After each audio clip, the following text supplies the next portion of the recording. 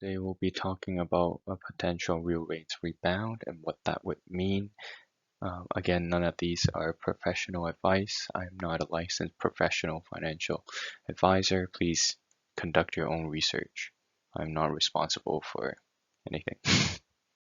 First up, let's take a look at executive summary. So first we'll talk about real rates and US dollar. Will there be a rebound in real rates? And what does that mean for the US dollar bond market? With real rates increasing, what would happen? Will nominal yields increase or the fall of inflation expectation? And then take a look at equities possible correction. And then wrap up with economic data, commodities update.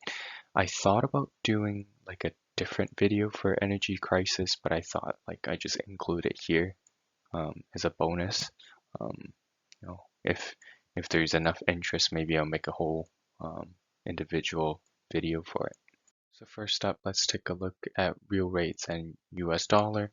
So with the fall in gold, will that be the foreshadowing of rebound in real rates? And the reason for that is when you look at tips, it's been controlled partly by the Fed, and so a better indication of real rates would be to take a look at gold. And it has been bouncing between 1795 for some time, and it's just recently broke down.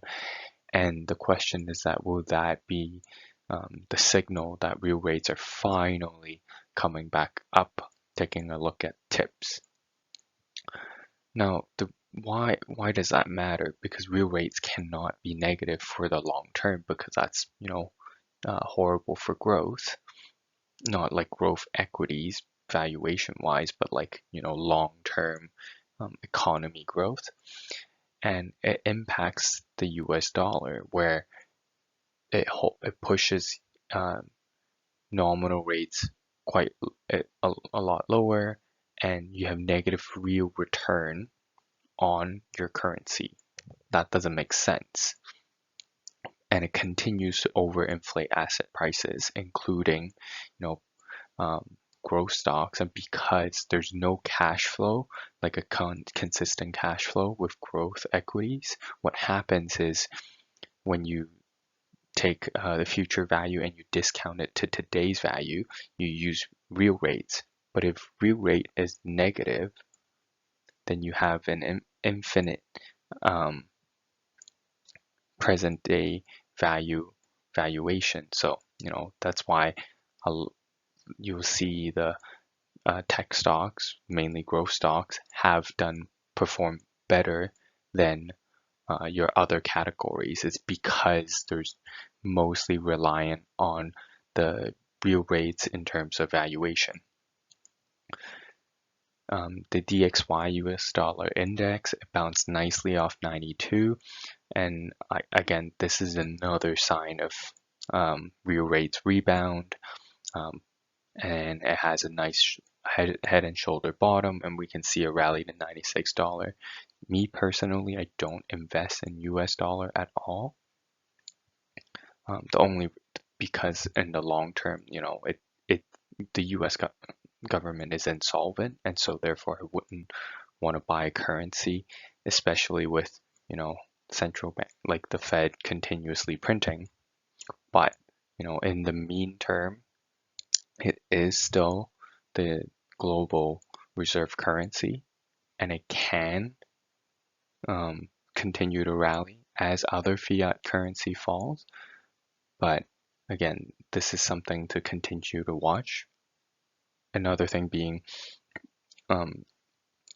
Fed can continue its easing policy while using US dollar as a main tool to control inflation, because 70% of US is servicing. A lot of goods within US is imported, and therefore by controlling the foreign exchange market, they can easily reduce the impact of inflation.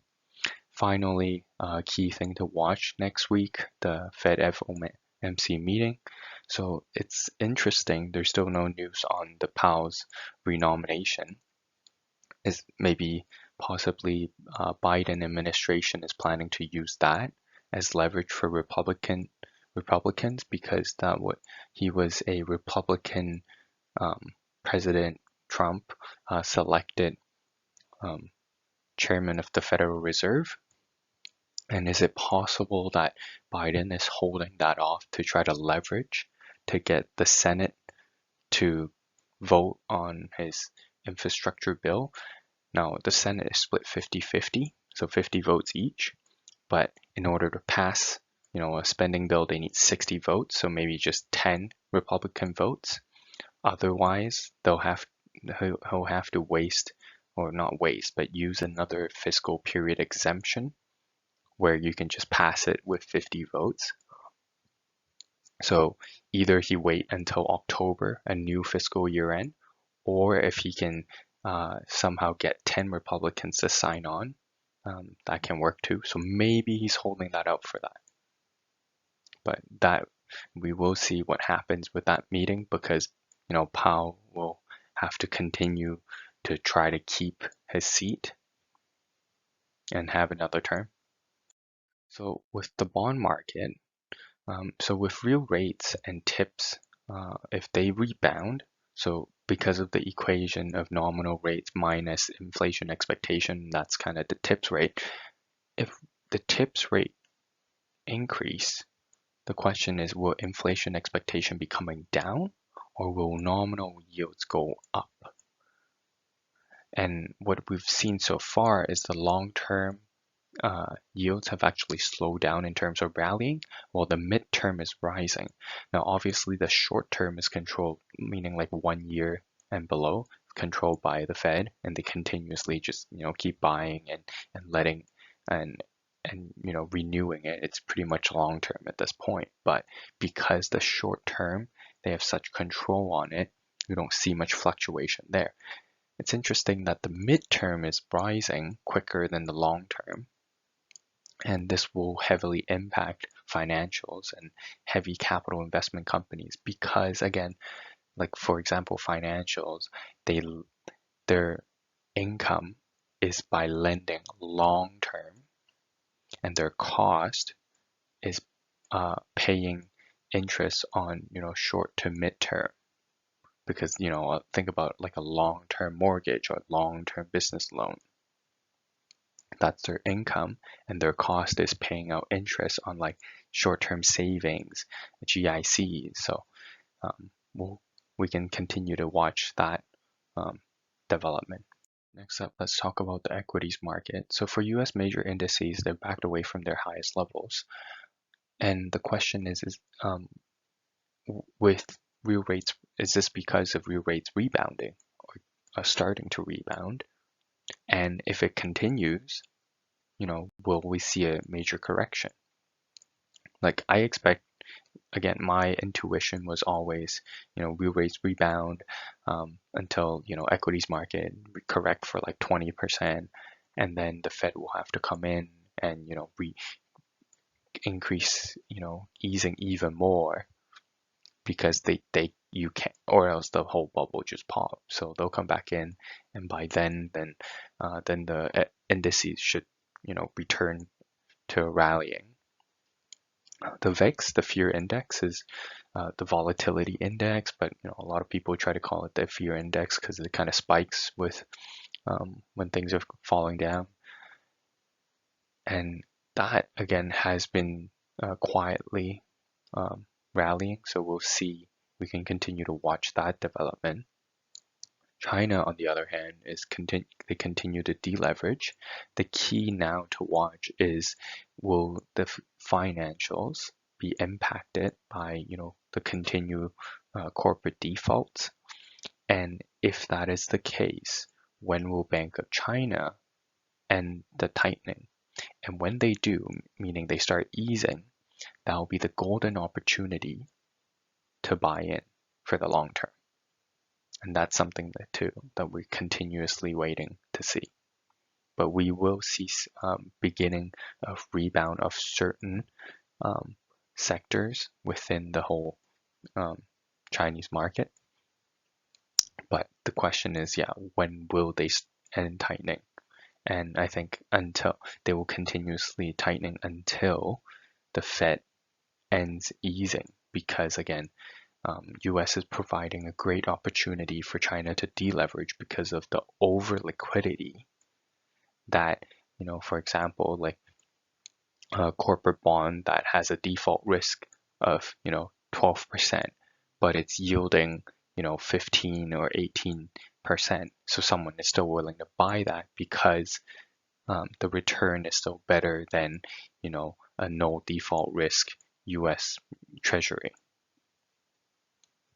Now let's take a look at some economic data. So August retail sales, we continue to see overspending, and my continuous intuition is that with a mean reversion, that would mean in Q4, so then like especially Christmas time, I do expect it to be a slow season. So a lot of overstock of inventory. I'm personally expecting to buy like a laptop like for Christmas. So that's good news. And again, this overspending is because a lot of government pumped money from stimulus check. The question is, will those continue? And a lot of consumers are overspending from, potentially pent-up demand, loading up on credit card debt. And now, because they did that, they've bought a lot more shit for ahead of time. I expect this Christmas to be a slow Christmas for retail. CPI report, so as expected, auto and real estate have slowed down. The thing, auto, because again, it was a chip shortage and that has been addressed. And the increase on auto was just ridiculous. So that wasn't expected to continue. Real estate, so the price of real estate, because when you take a look at housing and real estate in the CPI calculation, it's just the owner's equivalent rent, not actual real estate price, not actual rent. But with real estate prices coming down or like slowing, it's backed off from its highest levels because there's just not enough continuous new money coming in to pump up the prices. And a lot of people have sold because, great price. And now rent is starting to pick up because rent actually lags the real estate price rally. So as rent pick up, but the thing is that won't be reflected because owner's equivalent rent is they go actually ask, owners of a house like, hey, what would you charge if you were to rent out your place? So maybe we'll see that be reflected, but rent is coming up, but that might not be reflected in CPI. The other thing that it's picking up is actually energy, which makes sense. That's something I'll talk about later. But my intuition going forward in terms of inflation is I don't expect hyperinflation or really high inflation, but I do expect stagflation, where stagflation means inflation keeps like it's happening, like it keeps going, but there's still high unemployment.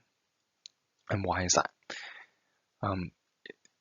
The reason why I don't expect really high inflation is because one of the key components of really high inflation is supply. And given our current like global, very sophisticated supply chains, unless there's a breakdown on trade relations, like maybe, China just like, hey, I'm not going to trade with you guys again. Unless that happens, I don't expect the supply side to be impacted. And so therefore, I don't expect really high inflation. But I do expect it to range between 3 to 5% for like a long-term average wise. Because there's a lot of labor, like the lack of productivity in North America, in US in particular, where if you don't take a look at unemployment rate, because that doesn't include people who have stopped searching for work. Look at labor participation rate. So I talked about this last time. where we're seeing more and more people unwilling to work, or they've taken early retirement, and that's productivity that you have lost forever until they're willing to work. But for people who have taken retirement early because they COVID occurred, they saw their real estate and like portfolio assets, like they first took a hit, but then they rallied to now new highs, so they're like, hey, I don't have to work anymore, and maybe I don't want to, so I'm just going to take off. And then you have a growing class of citizens who are more and more reliant on government paid out benefits, and to the point where some of them are getting paid more than if they were working. So why bother working, right? Just sit at home and get paid unemployment benefits and stimulus check. And if they're threatening to take that away, you just say, no, I want that to continue, and I will vote for whoever that will promise me that. So we'll see UBI coming up potentially, and that what will happen is you have less supply of goods because there's less people working, there's less people providing services adding into the pool, but you have the same or even more demand. So that will continue, that will push for more automation, which potentially push for less labor required on certain jobs. And that's why you see a lot of places are having labor shortage. And so with labor shortage, the price wages have to keep going up because you want to be able to hire someone, because you got to beat those generous unemployment benefits. And in order to do that, you keep the cost of your goods and services higher because labor costs keep increasing, which builds into the mix, and therefore inflation can't come down. So prices can't come down because of higher wage pressures. And that's why you have continuously higher unemployment and higher inflation. And there you go, stagflation. Now let's talk about commodities update. So precious metals, as expected, the short-term breakdown where gold has broken down. Like I said, it needed to hold key levels and it couldn't. And so now so right now it's 1750. And the next level to watch is 1680. So if it can rebound from there, maybe we'll have a nice head and shoulder bottom. And again, my intuition is that until the Fed comes out to save the market with the next set of big expansion easing, we won't see much rally from the precious metal side. So again, short-term downside, long-term upside. And I do expect it to make a new high, meaning passing 2089. Oil, I still continue to expect and looking for a potential rally to $80 this year. It's meaning it will have to pass its multi-year high of 76 from OPEC signaling higher demand, and then there's more contingent conflicts in Middle East that could impact supply. With U.S. backing out from Afghan, and also OPEC agreement of returning supply to stay consistent, but the demand is returning quicker. And then finally, obviously, the U.S. pressure to not invest in oil production. So I've talked about that before. And finally on uranium, so spot price continue to rally. So I'm seeing $50 today. And that's, again, given the supply shrinkage from supplier reduction. So the major players like Cameco in Canada, I'm willing to, like in their previous shareholder communication, they said they will not sell uranium unless it's at a price that they can confidently return shareholder value to their shareholders, meaning they have to sell above cost. And what does that mean? Well, if you take a look at uranium price for these companies, you're looking at about $50 to $60 in terms of cost including prior year write-up. So that's a break-even point. So that means uranium have to be around that price for them to be willing to sell. And then there's also the Sprott Physical Uranium Trust, who have been massively buying up a lot of the physical supply. And I think now that we're finally seeing the supply shortage. And again, the price will overshoot. Will it hit to the price that we saw in 2008? Probably not. But I think we can see at least $100. Why is that? You need to think about who are the parties involved. The suppliers, obviously the miners, so that's simple.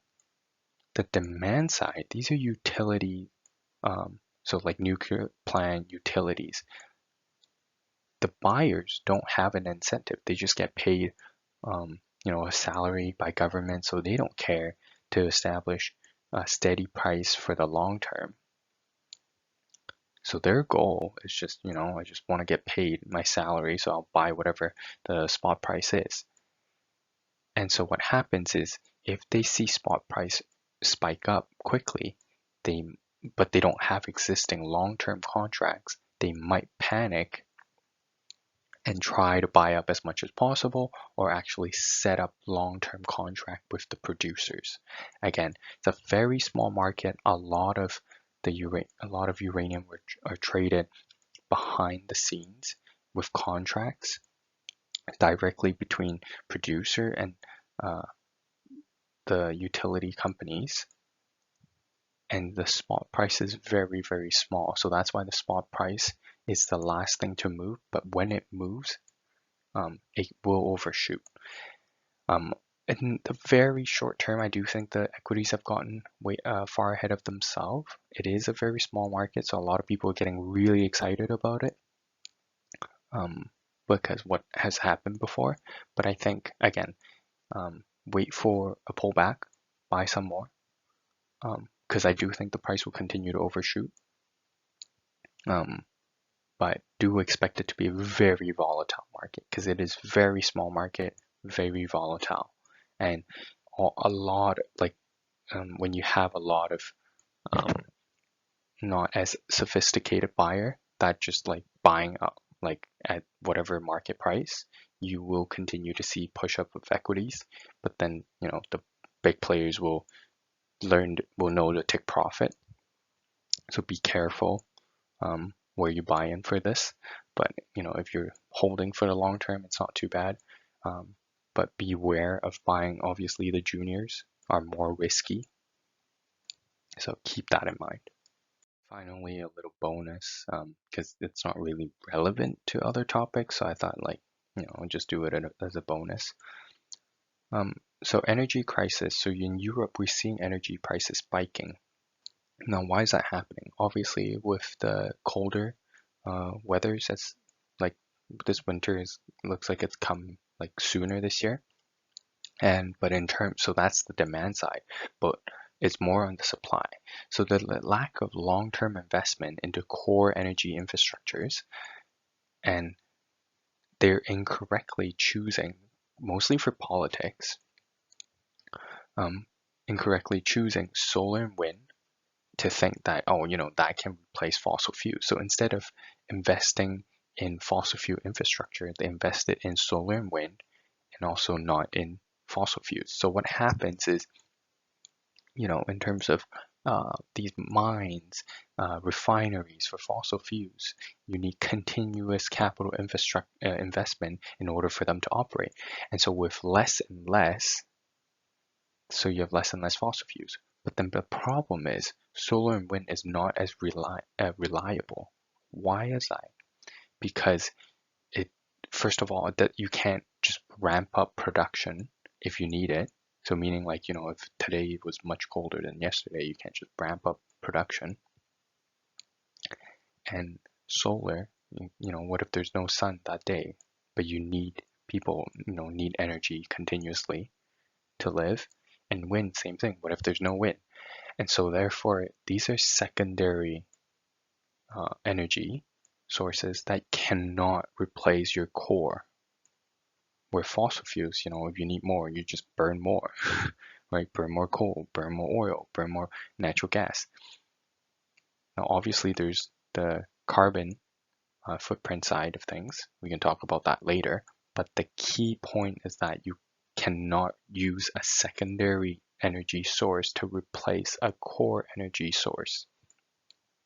And now what's happening is they're heavily reliant on natural gas. So that's why we see natural gas prices spiking to like $5. And they're blaming these price hikes on Russia because, Russia supplies the natural gas, while Russia is simply fulfilling their like contract agreed amount. So it's not the fault of Russia, but rather in their energy mix, they're lacking other energy sources. So that's why, Europe energy prices are spiking. Now, again, I've made a video on this like months ago, why nuclear is the key to solving, to replacing fossil fuels. Nuclear, once you build the plant, obviously like to build it, all the materials and all that will probably cost, more energy and therefore won't be carbon neutral. But once everything is built, zero carbon emission. And it kind of pays itself off in terms of carbon footprint within like 6 months. And it's so much more efficient. So if it's 40 times more efficient than coal. So like if you take coal, you need like is it 40? Maybe 400. Stay corrected on that. Not a nuclear scientist, but and it's a lot more efficient than fossil fuels because you need a smaller amount because, much higher mass, much more energy because, mass equals energy. Albert Einstein. So again, it's zero carbon emission. And another thing is it's able to increase energy output easily. So it solves the carbon side of things. So it's also no carbon emission. And you also solve the reliability or unreliable of solar and wind because you can just, you pull a bit more control rods. Obviously, you don't pull all the way out, but you pull some more control rods out and you increase energy production. So that's why continuously you see China investing heavily on it. And if we are to try to move away from fossil fuels, nuclear has to be the key. And that's why, again, the demand picture for uranium going forward is, very nice. Another thing to think about is thorium. I think India and China is looking into that. So maybe that is another thing. I don't know which company mines thorium yet, so that's something to look at in the future. But nuclear will be key. Thanks for watching.